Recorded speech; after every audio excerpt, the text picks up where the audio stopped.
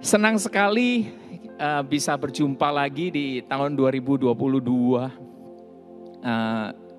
Rasanya saya tidak grateful kalau tidak mengucapkan terima kasih untuk orang-orang yang luar biasa.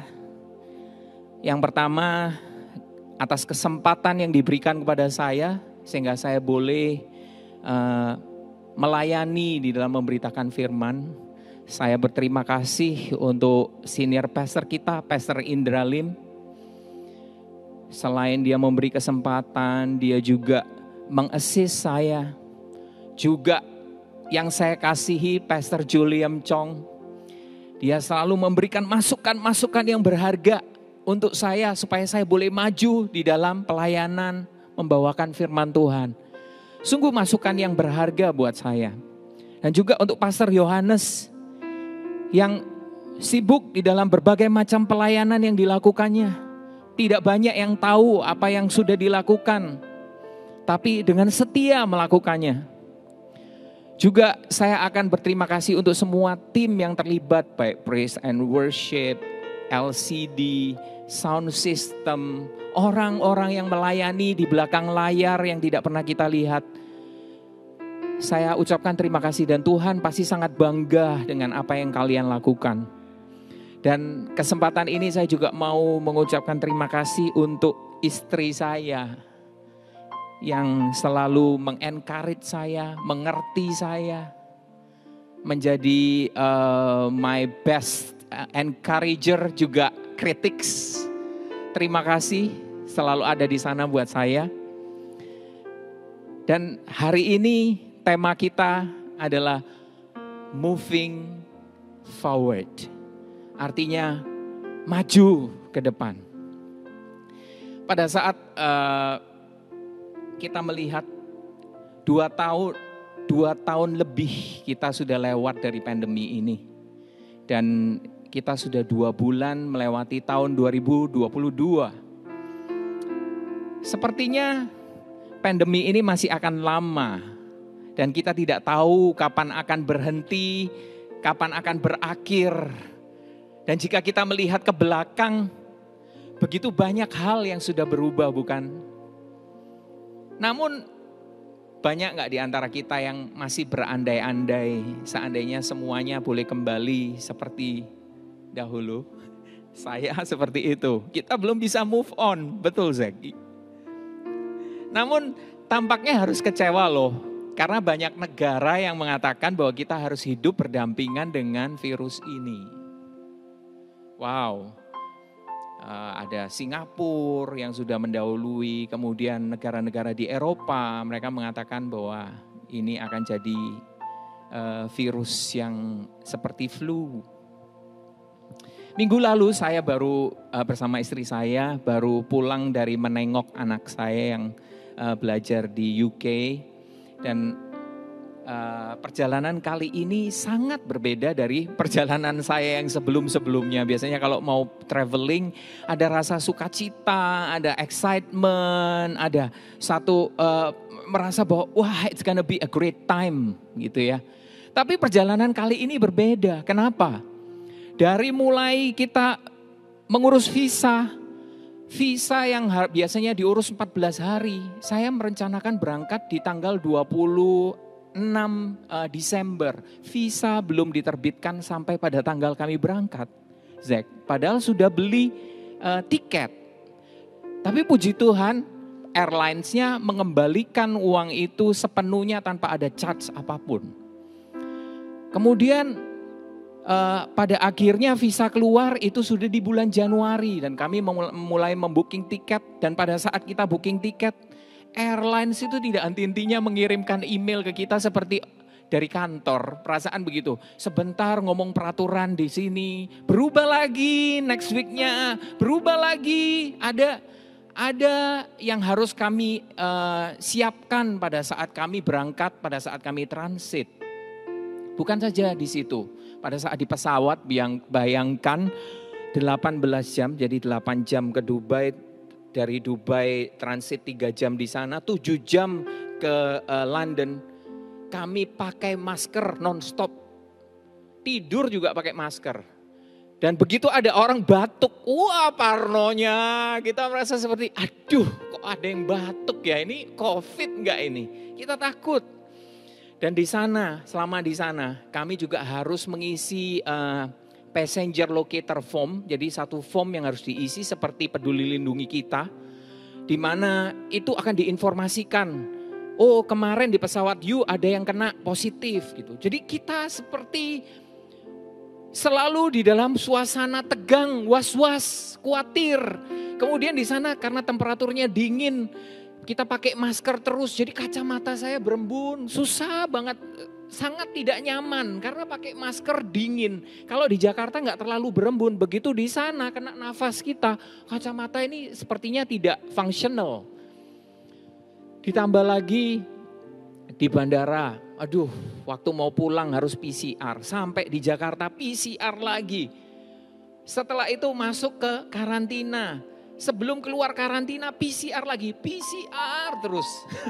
Dan wow itu bukan tanpa perasaan was-was. Karena seminggu sebelumnya our beloved sister Shandy terjebak di Swiss. Gara-gara beberapa peserta positif COVID. Sehingga tidak bisa pulang, mau terbang juga nggak bisa. Kita kehilangan rasa aman, penuh ketidakpastian. Jujur, kalau boleh memilih, kita lebih suka masa lalu. Betul?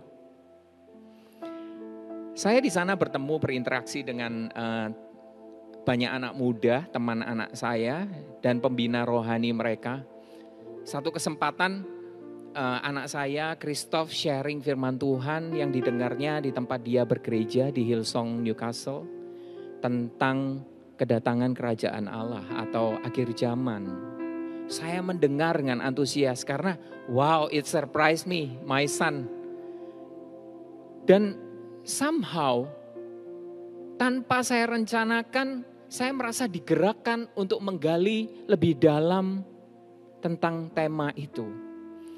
Firman ini begitu memberkati saya ketika saya mempersiapkannya. Dan saya percaya hari ini firman ini akan memberkati gerejanya. Amin. Di dalam Lukas pasal 17 ayat 20 sampai 37, Yesus menyampaikan khotbah tentang akhir zaman. Tanda-tandanya. Manusia sibuk dengan urusannya masing-masing. Coba kita review ya, benar enggak ini? Makan, minum, kawin, mengawinkan, membeli, menjual. Stop. Mungkin membeli, menjual enggak harus secara cash. Bisa transfer, bisa online. Bisa dengan fiat money yang ada currency-nya atau cryptocurrency. Menanam, membangun secara bangunan fisik maupun metaverse. Seperti di zaman Nuh sebelum air bah datang. Seperti zaman Lot sebelum kota itu dimusnahkan dengan api dan belerang. Kalau di kitab lain di Matius dikatakan situasi dunia kacau balau, tidak terkendali, wabah, penyakit. Manusia menjadi jahat, saling membenci, perang. Hari ini saya dapat dikirim papang, Israel mengirim rudalnya. Aduh, kok pas ya? Bencana alam. Tanda-tanda kedatangan Yesus kembali itu sudah begitu jelas. Saya rasa kita semua menyetujuinya. Semua akan sampai pada akhirnya. Namun tidak ada yang tahu kapan pastinya. Waktunya kapan? Di tengah paparannya itu, Yesus berkata, Lukas pasal 17 ayat 32. Remember Lot's wife. Ingatlah akan istri Lot. Satu-satunya wanita yang Yesus minta kita untuk mengingatnya. Why her? Kenapa dia? Kita jarang sekali loh mendengar tentang istri Lot atau membicarakannya, bukan? Ada begitu banyak wanita yang tercatat di dalam Alkitab. di antara 170 nama, 600 wanita tanpa nama, Yesus menyuruh kita mengingat seorang wanita tanpa nama, istri Lot. Namanya gak ada, Zek, ya. Ada contoh wanita tanpa nama di Alkitab seperti wanita yang sakit pendarahan, perempuan Samaria yang bercakap-cakap dengan Yesus. Kenapa bukan Hawa?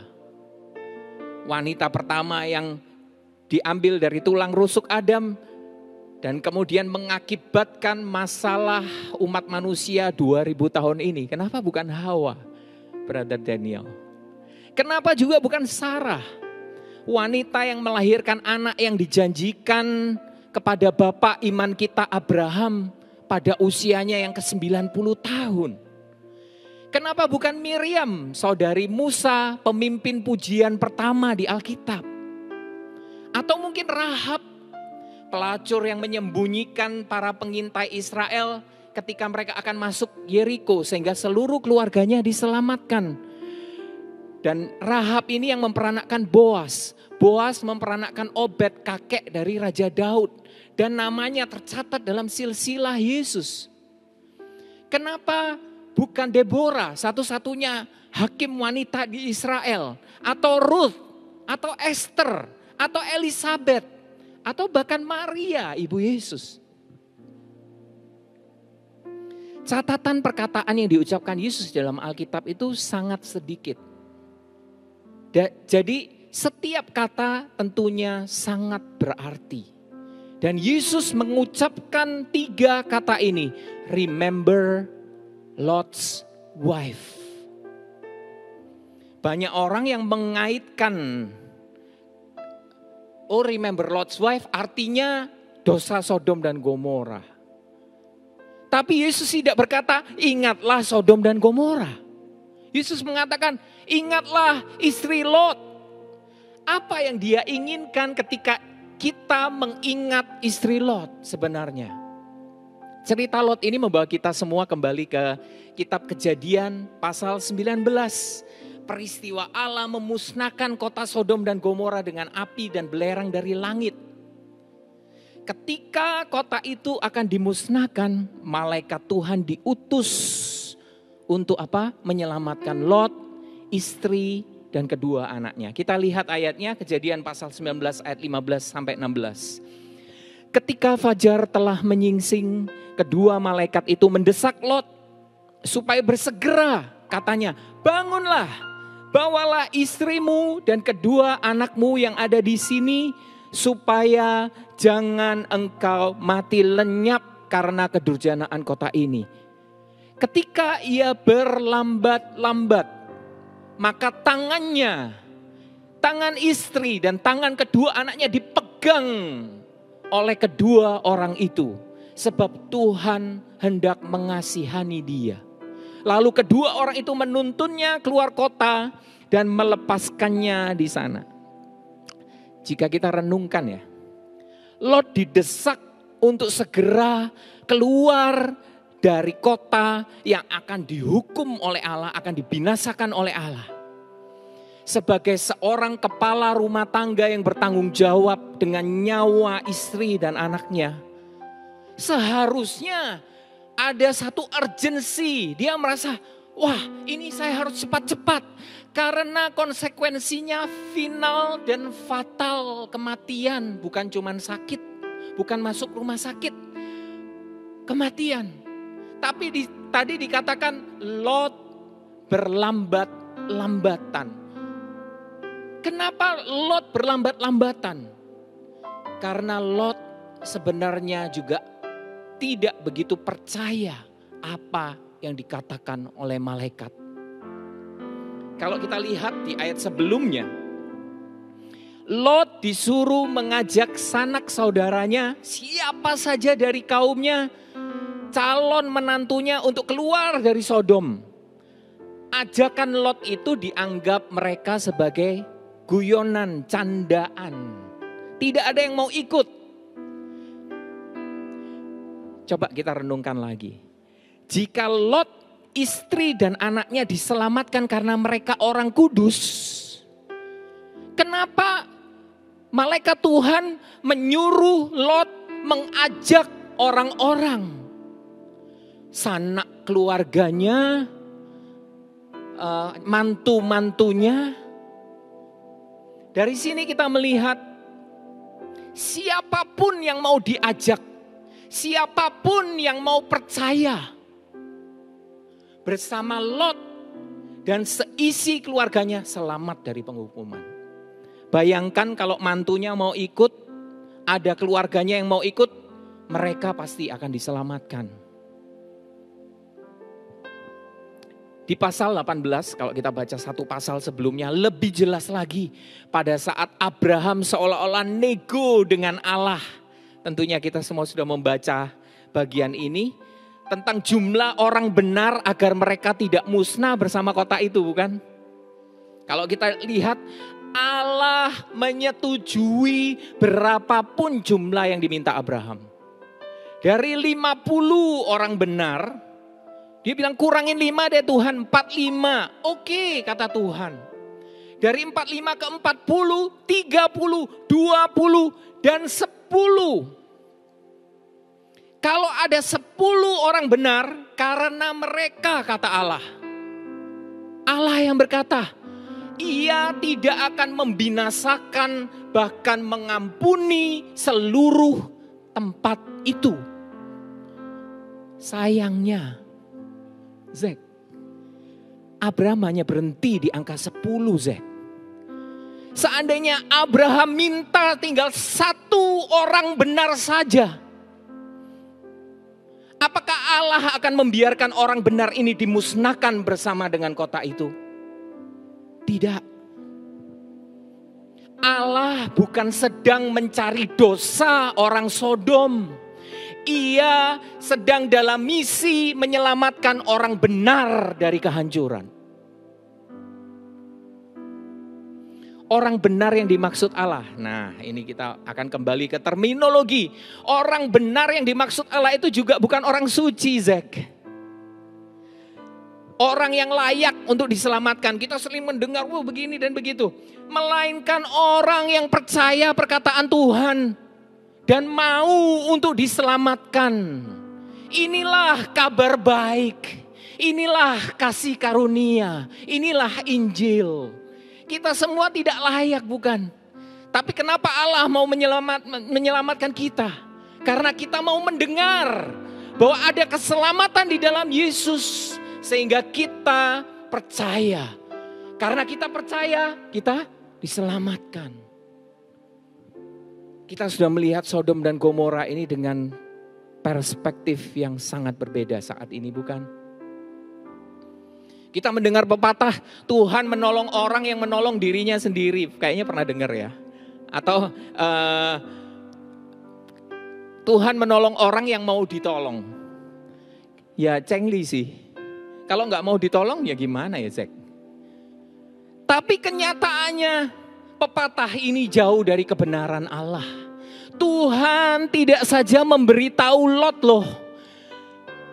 Dia tidak saja memberitahu Lot, Ia memegang tangan mereka. Haleluya. Tadi dikatakan Ia memegang tangan mereka. Ketika mereka ragu, ketika keraguan ini seharusnya disqualified keselamatan mereka, Allah memegang tangan Lot, memegang tangan istri dan kedua anaknya. Haleluya. Siapa yang bersuka cita mendengar kabar baik ini? Wow. Efesus pasal 2 ayat 4-5 berkata, tetapi Allah yang kaya dengan rahmat, oleh karena kasih-Nya yang besar yang dilimpahkannya kepada kita, telah menghidupkan kita bersama-sama dengan Kristus. Sekalipun kita telah mati oleh kesalahan-kesalahan kita, oleh kasih karunia kamu diselamatkan. Allah kaya dengan rahmat. Oleh kasih karunia-Nya kita diselamatkan, bukan karena kelayakan kita. Oleh kasih karunia-Nya, sangat jelas dikatakan. Malaikat Tuhan itu memegang tangan Lot, tangan istri, tangan kedua anaknya, menuntun mereka keluar. Di ayat 17 berkata, Sesudah kedua orang itu menuntun mereka sampai keluar, berkatalah seorang, larilah selamatkan nyawamu, jangan menoleh ke belakang, dan jangan berhenti dimanapun juga di lembah Yordan. Larilah ke pegunungan supaya engkau jangan mati lenyap. Sesudah dituntun sampai keluar kota, satu-satunya perintah yang diberikan adalah jangan menoleh ke belakang. Jangan berhenti dimanapun juga di lembah Yordan. Lari ke pegunungan. Lembah Yordan terletak di hilir sungai Yordan. Dari keluaran sungai Yordan menuju ke Laut Merah arah ke selatan. Mencakup cekungan Laut Mati sampai ke Laut Mati.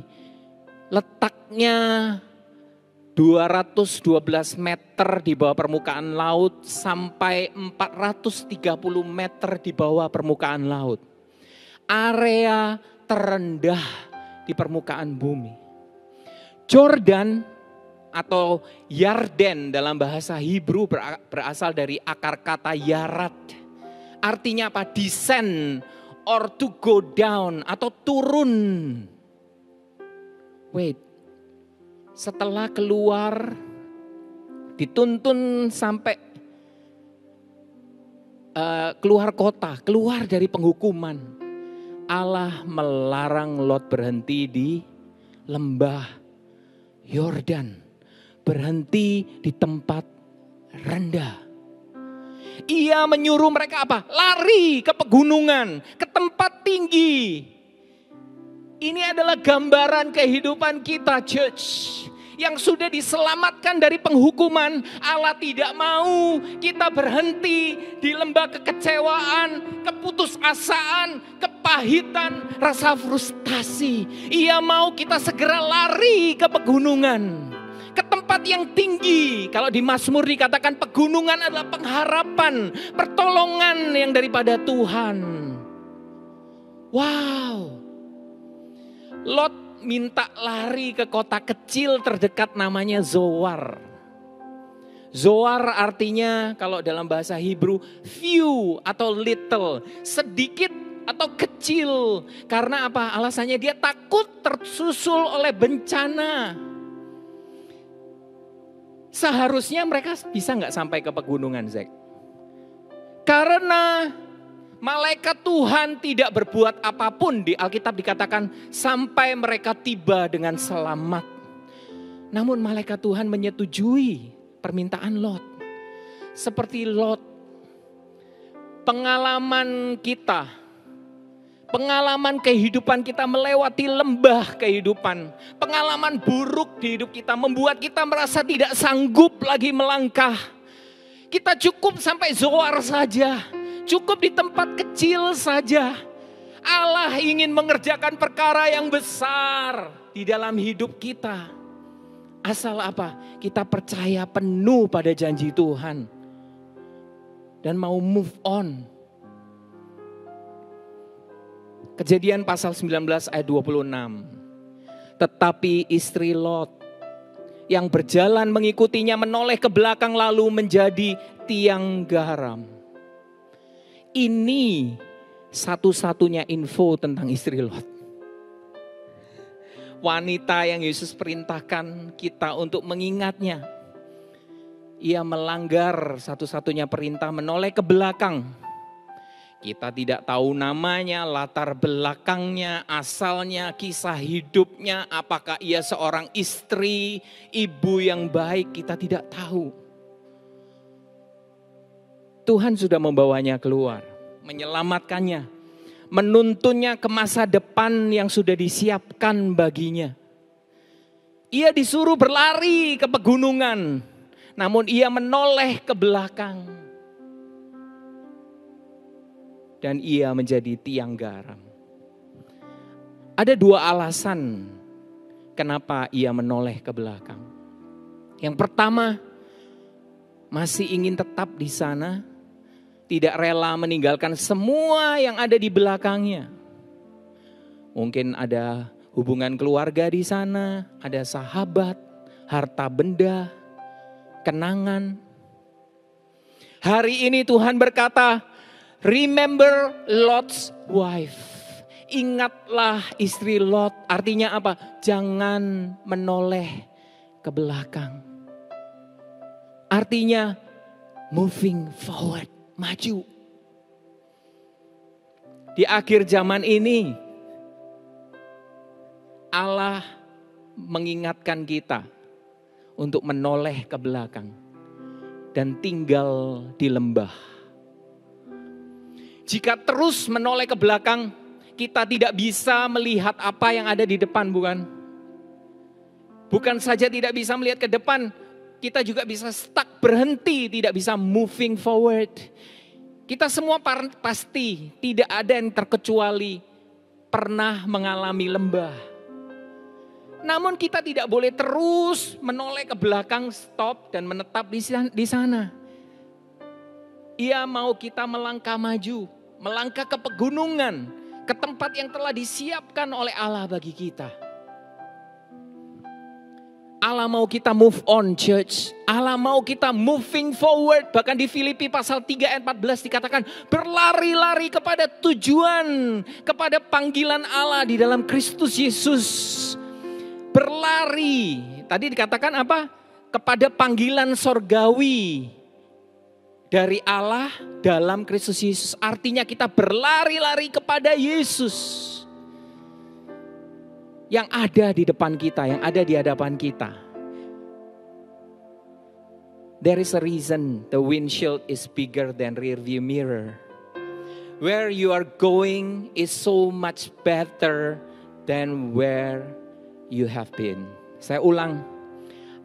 Ada alasan kenapa jendela depan di mobil kita lebih besar daripada kaca untuk melihat belakang. Karena tempat di mana kita akan pergi akan lebih baik daripada tempat yang sudah kita tinggalkan. Hari ini banyak anak Tuhan yang masih stuck, tidak bisa keluar dari masa lalu. Saya bilang masa lalu itu artinya berapa tahun yang lalu, bisa juga beberapa menit yang lalu. Yang sudah kita lewatin 2 detik yang lalu udah masa lalu ya Zek. Kita tidak bisa lari, tidak bisa keluar dari masa lalu itu enggak melulu hal yang negatif. Bahkan keberhasilan, enggak melulu kegagalan. Ketika harapan itu sudah mati dan akhirnya merasa kecewa, Yesus seakan-akan membiarkan, Yesus seakan-akan melupakan dan meninggalkan kita. Kita terus menoleh ke belakang. Seandainya nggak ada pandemi, mungkin aku nggak akan jobless. Mungkin aku sekarang udah dipromosikan. Seandainya nggak pandemi, mungkin bisnisku akan berkembang, malah sudah ekspansi, bukannya tutup dan merugi seperti sekarang. Seandainya aku tidak ditinggalkan orang tuaku, pasanganku, orang yang aku kasihi, aku tidak akan seperti ini. Seandainya hubunganku berjalan dengan baik, aku mungkin sekarang sudah menikah. Seandainya aku gak salah mengambil satu keputusan dan tidak terpuruk seperti sekarang. Menoleh ke belakang, tinggal di masa lalu, membuat kita tidak menyadari kehadiran Tuhan. Yesus berkata di Matius 28 ayat 20, aku menyertai sampai akhir zaman. Aku menyertaimu sampai akhir zaman. Dia berjanji apa? Dia tidak akan meninggalkan kita. Dia selalu ada. Dia menyertai kita di setiap musim kehidupan kita. Ibrani pasal 6 ayat 19 sampai 20 berkata, this hope is a strong and trustworthy anchor for our soul.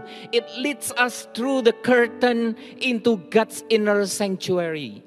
Jesus has already gone in there for us. He has become our eternal high priest in the order of Melchizedek.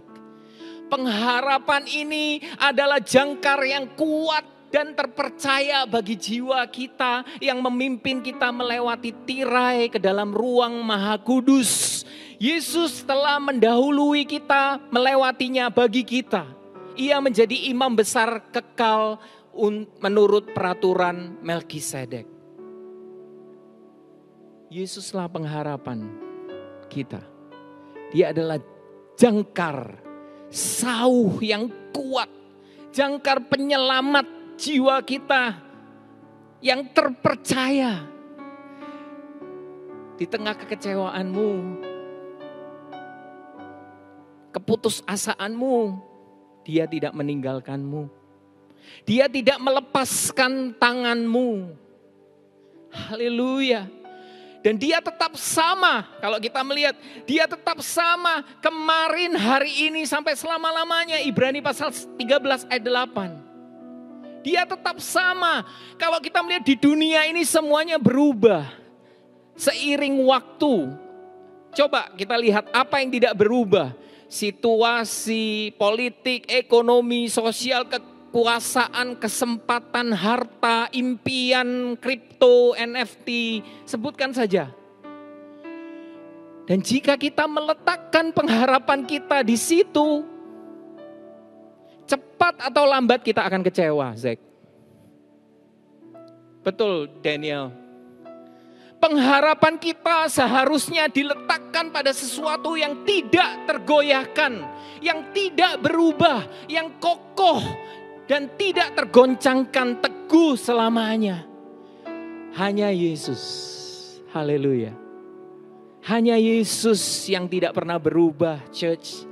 Dia tetap sama sampai selama-lamanya. Zechariah 9:12. Ini bagus sekali. Return to the stronghold, you prisoners of hope. Even today, I declare that I will restore double to you. Today. Dengarkan firman Tuhan hari ini. Church, hari ini. Wow. Orang Israel tertawan di Babel selama 70 tahun.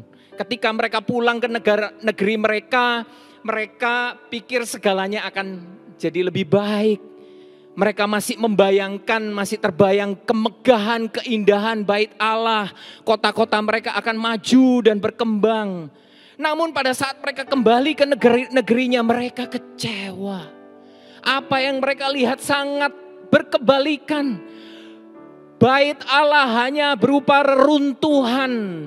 Tembok-tembok kota itu banyak yang hancur. Sementara musuh mengelilingi mereka.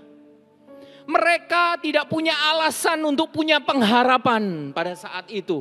Namun apa yang dikatakan Nabi Zakaria, apa yang dikatakan Tuhan kepada mereka. Di Babel, kamu adalah tawanan dari perang.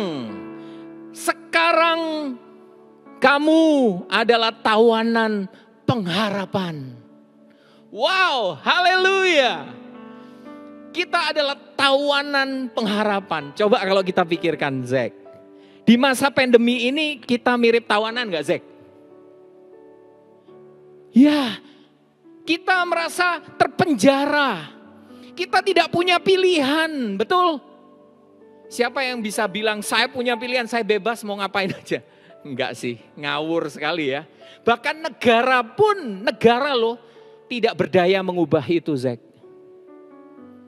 Namun dikatakan anak Tuhan punya pilihan. Anak Tuhan punya pilihan. Karena ayat di atas berkata apa? Kembalilah kepada kota bentengmu. Wow, ini kuncinya, Zack. Siapa kota benteng kita? Yesus. Yesus adalah kota benteng kita. Saat kita kembali kepada Yesus, maka kita adalah tawanan pengharapan. Dan Dia berjanji mengembalikan apa yang telah hilang double. 2 kali lipat. Memilih jadi tawanan pengharapan dalam Kristus atau menjadi tawanan keputusasaan, ketakutan, kekecewaan, kepahitan, kegagalan, hal-hal negatif, kecanduan. Zakaria berkata, jika kembali kepada Yesus, kota benteng kita, Kita adalah tawanan pengharapan. Kita tinggal dalam pengharapan. Inilah janji Tuhan. Yesaya 42 ayat 9 berkata, Behold, the former things have come to pass. Lihatlah, perkara yang lalu sudah berlalu. Perkara yang lama sudah berlalu. Yesaya 43 ayat 19 berkata, Lihat, aku hendak membuat sesuatu yang baru. Yang sekarang sudah tumbuh. Belumkah kau mengetahuinya? Ya, aku hendak membuat jalan di padang gurun dan sungai-sungai di padang belantara. Ia memberitahu kita, yang lama sudah berlalu, Daniel. Sudah lewat, gak bisa diapa-apain. Ia hendak membuat sesuatu yang baru. Percayakah kita di akhir zaman ini Tuhan masih mengerjakan hal yang baru, Zek? Amen. Kita harus memandang ke depan. Karena Tuhan hendak membuka apa tadi dikatakan? Jalan di padang gurun. Sungai di padang belantara. Ia masih membuka pintu-pintu yang tertutup. Ia masih membelah Laut Merah. Ia masih merobohkan tembok Yeriko bagi kita. Ini saatnya kita, gereja Tuhan, untuk moving forward. Untuk maju. Di ayat tadi dikatakan bukan gak ada padang gurun ya. Bukan gak ada padang belantara. Tuhan berkata apa? Lihat ke depan. Jangan terus lihat apa? Padang belantara kita. Jangan terus lihat padang gurun kita. Karena apa? Tuhan punya cara. Untuk membuat apa? Jalan di padang gurun. Membuat sungai air kehidupan mengalir di tengah-tengah kegersangan padang belantara. Amen. Haleluya. Kita sering mengeluh padang gurun kita. Berat Tuhan. Gak sanggup Tuhan. Komplain tentang padang belantara kita. Dan stuck di sana. Terus merasa menjadi victim. Terus memutar ulang hal-hal yang negatif yang terjadi di masa lalu. Perlakuan orang yang membuat kita tidak bisa menjadi apa yang seharusnya kita saat ini. Rasa malu, unforgiveness, kepahitan, luka batin, trauma. Musuh si setan akan selalu membuat kita menoleh ke belakang, Daniel. Stuck seperti istri Lot. Dengan cara apa? Semua hal yang negatif dia akan putar ulang. Agar kita apa? Terjebak dan menjadi tiang garam. Jika virus yang tidak kasat mata ini mampu menutup pintu-pintu di seluruh dunia. Dan para ilmuwan terhebat di seluruh dunia masih belum mampu menemukan solusinya. Tahukah kita? Allah yang juga tidak kasat mata itu mampu membuka semua pintu yang tertutup. Amen. Dia akan membawa kehidupan dan pengharapan. Di zaman ini, zaman akhir ini, jangan menoleh ke belakang tinggal di sana. Arahkan pandangan kita ke depan. Arahkan pandang kita kepada Yesus. And moving forward. Kemana? Menuju penggenapan janji Allah. Remember Lot's wife. Alasan kedua, istri Lot kenapa dia menoleh ke belakang? Ingin melihat penghakiman kota Sodom. Api dan belerang diturunkan dari langit. Malaikat Tuhan sudah menuntun mereka keluar. Menyuruh mereka apa? Lari ke pegunungan. Allah melarang mereka menoleh ke belakang dan berhenti. Istri Lot menoleh ke belakang. Melihat kepada apa? Penghakiman Allah. Dan menjadi tiang garam. Artinya apa? Allah melarang kita yang telah diselamatkan menoleh ke belakang, melihat terus kepada penghakiman. Allah tidak mau kita yang sudah diselamatkan menoleh kepada penghakiman. Kalau kita tahu Lot adalah keponakan Abraham. Arti nama Lot apa? Dalam bahasa Hebrew, veil atau selubung atau tabir. Kita tahu gereja adalah mempelai wanita atau istri Kristus. Istri Lot melambangkan anak-anak Tuhan yang sudah diselamatkan tetapi masih terselubung. Orang yang masih terselubung itu tandanya apa? Adalah orang yang selalu memandang ke belakang melihat kepada penghakiman Allah dan paralyzed. Coba kita lihat saat Allah menghukum Sodom dan Gomora. Kenapa? Allah berfirman tidak seorang pun boleh menoleh ke belakang untuk melihatnya. Karena sesungguhnya Allah tidak ingin melakukannya, Zek. Ia mencari orang benar agar bangsa itu diselamatkan dan tidak jadi dihukum. Di akhir zaman ini gereja Tuhan banyak yang fokus kepada penghukuman. Berusaha menyenangkan hati Tuhan, hidup kudus. Karena apa? Takut Allah menghukum kita pada saat Dia datang kembali. Sounds familiar? Allah menyuruh mereka apa? Tidak menoleh ke belakang. And paralyzed. Istri Lot sudah diselamatkan. Seharusnya apa? Mendengar perintah Tuhan. Dan tidak menoleh ke belakang. Hari ini Allah menyuruh kita memandang ke depan. Amen. Lari ke pegunungan. Lari kepada pengharapan. Kepada Kristus. Lari kepada pertolongan yang datang dari Tuhan. Allah tidak mau kita menoleh ke belakang memandang penghukuman karena apa? Apakah Allah mengabaikan dosa? Tidak, karena Yesus. Allah tidak mau kita terus memandang penghukuman oleh karena Yesus. 2 Korintus 5 ayat 21 berkata, Dia yang tidak mengenal dosa telah dibuatnya menjadi dosa karena kita. Supaya dalam Dia kita dibenarkan oleh Allah. Yesus yang tidak mengenal dosa dibuat menjadi dosa karena kita. Menggantikan posisi kita dihukum mati. Seluruh murka, penghakiman, penghukuman Allah atas pelanggaran dosa kita sudah ditimpakan kepadanya. Bahkan dosa-dosa yang belum kita lakukan.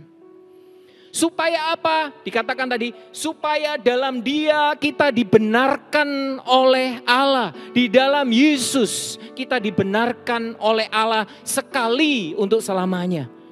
Status kita di hadapan Allah itu orang benar. Bukan karena usaha kita mentaati, melakukan perintah Tuhan, makanya kita jadi orang benar. Kita adalah orang benar karena kita ada di dalam Yesus yang sudah dihukum, sudah mati oleh karena dosa dan pelanggaran kita.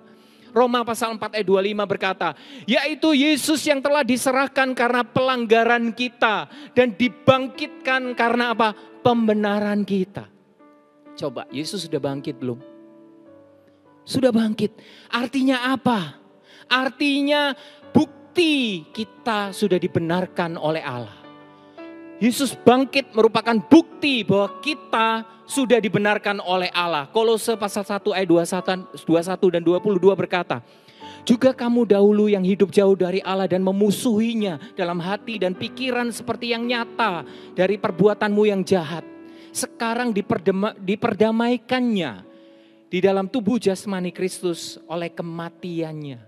Untuk menempatkan kamu kudus dan tak bercela dan tak bercacat di hadapannya. Coba dibaca lagi ayat ini ya. Diperdamaikannya di dalam tubuh jasmani Kristus oleh kematiannya. Untuk apa? Untuk menempatkan kamu kudus.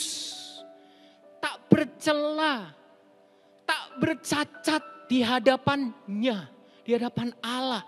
Kematiannya memperdamaikan kita dengan Allah. kebangkitannya membenarkan kita. Di hadapan Allah kita ditempatkan kudus, tak bercacat, tak bercela. Artinya kita sudah dikuduskan sekali untuk selamanya oleh persembahan tubuh Yesus. Ibrani 10 ayat 10. Di pandangan Allah status kita adalah orang benar. Orang kudus. Tidak bercacat, tidak bercela. Sekalipun memang masih banyak kelemahan ya Zek. Saya masih bisa gagal. Stop menghakimi diri sendiri. Allah tidak sedang menghakimi kita. Allah tidak saat ini di surga sedang mencari-cari kesalahannya dari Bro David. Mencari-cari kelemahan, mengamati apakah Bro David cukup mengasihi waktu worship. Untuk apa? Untuk segera menghukum kita kalau kurang. Roma pasal 8 ayat 1 berkata, demikianlah sekarang tidak ada penghukuman bagi mereka yang ada di dalam Kristus Yesus. Allah tidak mau kita hidup di dalam ketakutan akan penghukuman. Allah memang tidak mau kita hidup sembarangan ya. Terperangkap dalam dosa, hal negatif, kecanduan, kelamahan, kegagalan. Namun Allah juga tidak mau kita mengasihi Dia, hidup kudus karena takut dihukum. Ia mau kita mengenal kasih-Nya sehingga kita bisa mengasihi Dia. Sehingga hidup kita berubah secara organik dari dalam. Seperti buah yang dihasilkan. Bukan oleh aku harus dengan berusaha. Dengan kekuatan kita sendiri. Remember Lot's wife, church. Stop menoleh ke belakang. Melihat kepada penghakiman. Allah mau kita memandang ke depan. Memandang siapa? Yesus. Karena semakin kita memandang Yesus, 2 Korintus pasal 3 ayat 18. Roh Kudus mengubah kita menjadi serupa dengan Dia, Daniel. Pandang Yesus terus. Mau berubah, bukan berusaha. Terus pandang Yesus. Tinggal di dalam Yesus. 2 menit lagi saya selesai. Amsal pasal 10 ayat 6a. Berkat ada di atas kepala orang benar. Wow, Zek. Berkat ada di atas kepala Zek. Berkat ada di atas kepala saya. Karena saya adalah orang benar. Ini adalah sebuah janji untuk orang benar. Jika kita membaca Alkitab dan menemukan orang benar, itu artinya kita. Segera pada saat kita membaca itu, kita segera aminkan dan kita deklarasikan. Kita adalah orang benar karena kita sudah dibenarkan melalui iman. Katakan, Bapa, terima kasih atas berkat-Mu. Aku terima ini di dalam nama Yesus. Aku terima ini. Moving forward. Janjinya ya dan amin. Dia tidak pernah gagal. Janjinya pasti digenapi. Ia memegang tanganmu. Saya minta worship team boleh naik. Ia memegang tangan kita ketika kita melewati lembah. Hari ini mungkin siapa yang sedang menghadapi lembah. Malaikat Tuhan memegang tangan mereka. Menyelamatkan mereka. Tuhan memegang tanganmu.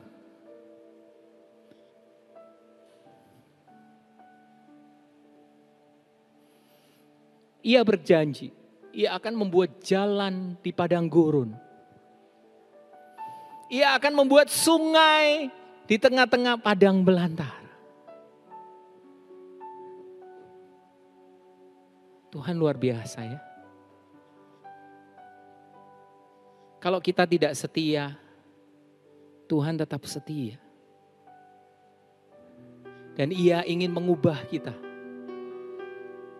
mengubah kita menjadi serupa dengan gambar anaknya.